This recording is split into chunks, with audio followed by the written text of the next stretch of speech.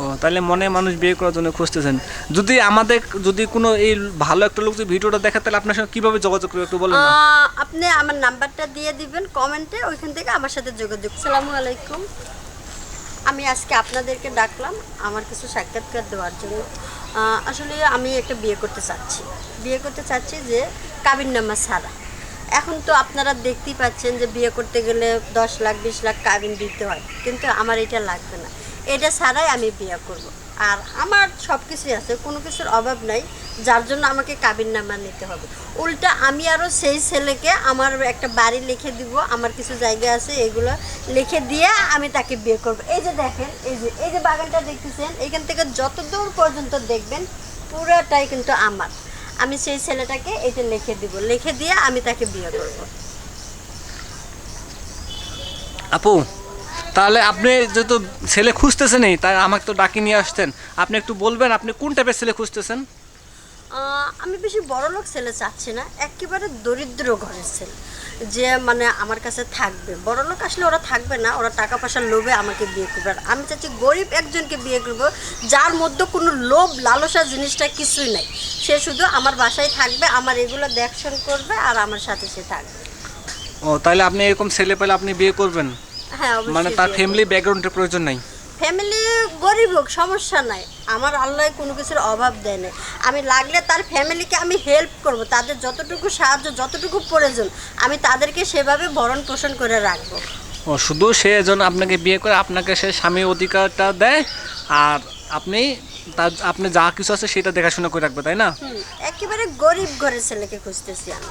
আচ্ছা, আমি যতটুকু জানি কি জানেন, মেয়েরা বর্তমান শুধু টাকাওয়ালা ছেলে পিছে দৌড়ায়, যেমন এদের মোস্তাক তিশা, মানে আপনি বুইরা বেটার সমস্যা নেই, কিন্তু তার টাকা আছে তার পিছে দৌড়েছে। কিন্তু আপনি কি বুঝলাম না, আপনি মানে ভালো ছেলে খুঁজতেছেন যুগটা আমার টাকা আবার পয়সা ফির আবার ফির শুনলাম কাবিন নামাও লাগবে না, তার কারণটা কি বলেন তো? আমার টাকা পয়সা কোনো কিছুই লাগবে না। আমি চাচ্ছি সৎ ব্যক্তি একজন, যে ছেলেটা নামাজ রোজা করে এবং সৎ পথে চলে, আমি এরকম একজন লোককে খুঁজছি। কয়েকদিন আগে ফেসবুকে একটা ভিডিও দেখলাম, এক মহিলা নাকি বলছে কয় যদি কোনো ভালো কোনো ছেলে যদি টাকা পয়সা থাকে আমি তাকে বিয়ে করব। তা এই কথা বলার পরে সেই মেয়েকে তার বউ ডিভোর্স দিয়ে দিছে।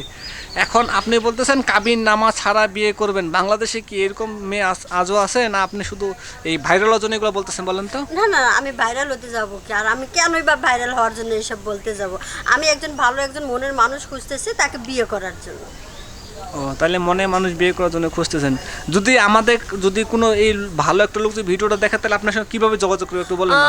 আপনি আমার নাম্বারটা দিয়ে দিবেন কমেন্টে, ওইখান থেকে আমার সাথে যোগাযোগ করবেন। আর যদি আমার নাম্বারটা না দেন, আপনি একটা কাজ, আপনার নাম্বারটা দিন, আপনার সাথে যোগাযোগ করলে আপনি আমাকে এখানে নিয়ে আসেন। সুপ্রিয় দর্শক বন্ধুরা, এই মেয়েটা ভালো একটা ছেলে খুঁজতেছে, যাক, আর ভালো একটা ছেলে খুঁজতেছে। যদি ভালো ছেলে পায় তাহলে বিয়ে করবে, কোনো কাবিন নামা লাগবে না, প্রয়োজনে মসজিদে বিয়ে করবে। আচ্ছা আপু, একটা প্রশ্ন ছিল। বলেন। এখন কথা হলো, অনেকে তো মানে জিজ্ঞাসা করবে আপনার বয়সটা কেমন, কি একটু বলবেন আপনার বয়স কেমন? বয়সটা আমি যেরকম আমার সাথে সেরকম বয়সের একটা মেসিউটি লাগবে। আচ্ছা, আপনার বয়স আর ছেলের কেমন বয়সের ছেলে লাগবে? ছেলের আপনার বেশি থেকে না। বড় না ছোট? না, আমার থেকে যদি 2-1 বছরের বড় হয় তাতে আমার সমস্যা নেই, আচ্ছা। কিন্তু আমার ছোট হইতে হবে না। একটা কথা, মানে আপনি তো আগে বিয়ে শাদী করেন না, তাই না? না না না, আমি বিয়ে কেন করবো? ও বুঝতে পারছি বুঝতে পারছি।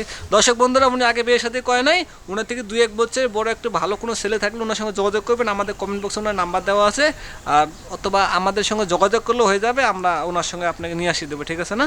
তাহলে আপু, তাহলে ভালো থাকবেন, সুস্থ থাকবেন, আর অবশ্যই আমরা নেক্সট আপনার কাছে আসতেছি কোনো ভালো ছেলে নিয়ে, ঠিক আছে? এই পর্যন্ত বিদায় নেই, আল্লাহ হাফিজ।